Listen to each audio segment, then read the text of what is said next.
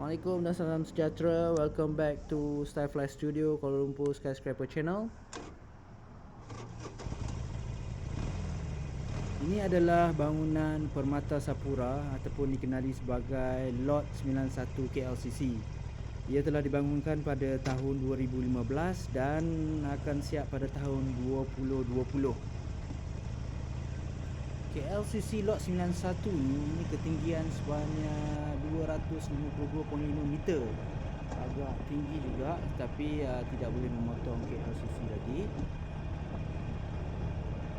Reka bentuk bangunan ini berkaca, mempunyai 52 tingkat, dan uniknya adalah kerana dia attach sekali dengan KLCC Convention Center.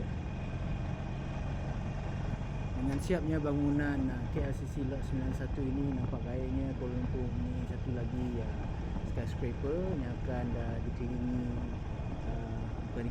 mengelilingi KLCC. So betapa kuatnya KLCC tu, semua bangunan bertumpu di area di situ. Yang kita tahu Oxley Tower, Menara M, banyak lagi lah.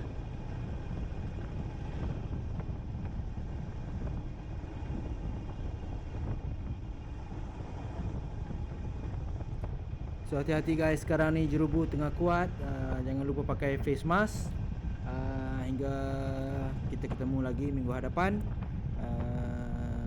Salam daripada Starfly Studio Kuala Lumpur Skyscraper Channel. Dan jangan lupa subscribe guys. Thank you very much. Yang mana dah subscribe, yang belum subscribe, please subscribe sekarang. Okay, bye bye.